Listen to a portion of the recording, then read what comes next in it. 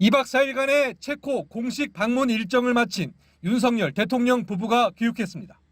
윤 대통령은 마중 나온 이상민 행정안전부 장관과 1분 가까이 대화를 나눴고 국민의힘 한동훈 대표와 짧게 악수했습니다.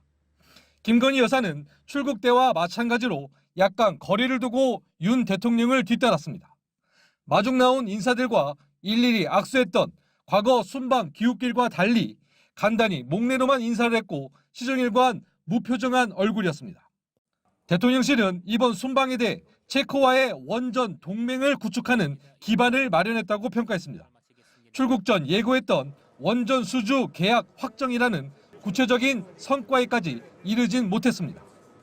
한 체코 간 원전 동맹으로 나아갈 수 있는 공고한 기반이 구축되었습니다. 대통령실은 체코 측의 머릿속에 한국 아닌 다른 대안은 없다고 느꼈다고 밝혔지만 미국 기업과 한국 수력 원자력 사이 특허권 분쟁이 막판 변수로 남은 상황입니다. 국민의힘은 문재인 정권의 졸속 탈원전 정책을 윤 대통령이 바로잡았다고 논평했고 더불어민주당은 수혜라는 위기 상황에서도 대통령은 체코만 바라보겠다면서 외유성 순방을 떠났다고 평가절하했습니다. 내년 3월 원전 최종 계약을 조기에 매듭지려 했던 체코 순방. 윤석열 대통령은 페트르 파벨 대통령과 페트르 피알라 총리와의 잇따른 정상회담에서 한국이 우선 협상자로 선정된 두코바니 원전 사업에 대한 최종 계약 의지를 강조했습니다.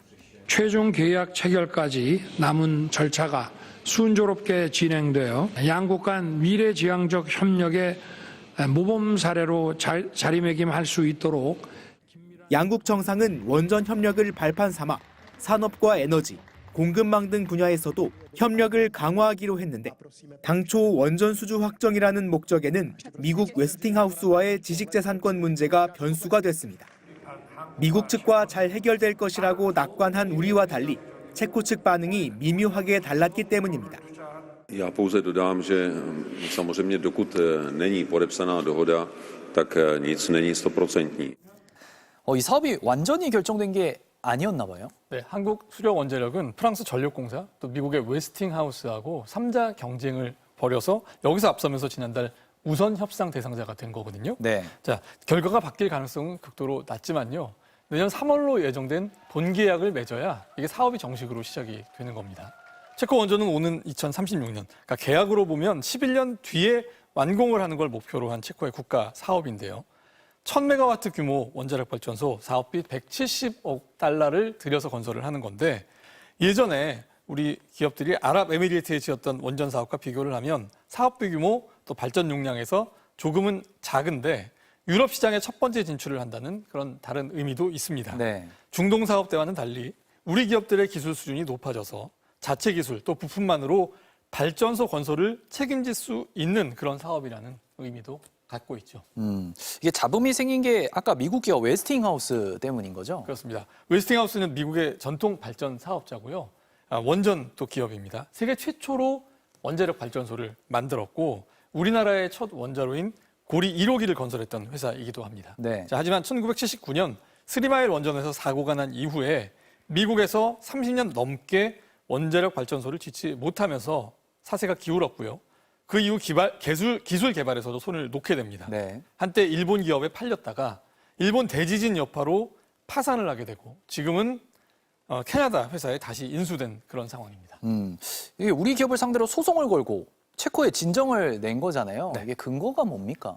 우리가 독자적인 원자력 발전소 지을 그런 기술이 없었던 시절에 웨스팅하우스가 이걸 건설을 맡았었고요. 당시 기술 이전도 해줬습니다. 네. 자, 최근에는 바로 이 40~50년 전 기술 이전을 한국형 원자로의 원천 기술이라고 주장을 하면서 수출을 가로막고 나서는 거거든요. 네. 자, 우리나라 고리 1호기 이후에 24개의 원자력 발전소를 건설을 하면서 독자적인 기술을 축적을 했죠.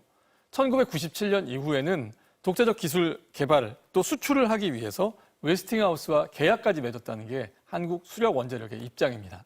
정부 관계자는 산업 초창기에 큰 영향 받은 점 이건 인정을 하면서도 그 뉴턴의 후손들이 선조가 발견한 발견을 몇백 년 지나서 권리를 주장하는 것과 같은 상황이라고 굉장히 무리한 상황이라는 주장을 반박을 하고 있긴 합니다.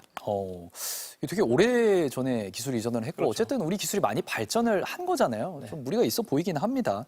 근데 이런 주장을 이제 아랍에미리트 원전 사업 할 때도 비슷하게 주장을 했었다면서요? 그렇습니다. 지난 2009년에 아랍에미리트 사업을 수주했을 때도 웨스팅하우스가 비슷한 문제 제기를 했다가 철회를 한 적이 있거든요. 네. 당시에는 한국수력원자력이 바라카 원전 건설에 필요한 주요 부품 또 설비를 웨스팅하우스에서 일부 납품을 받았는데 이게 합의 조건이 아니었느냐 이런 분석이 있었습니다. 네. 웨스팅하우스에 발주한 규모가 전체 사업비의 한 10%, 20% 사이였으니까 이게 작은 규모가 아니었죠. 자, 이번에도 협상이 필요하다 이런 주장의 근거이기도 하고요.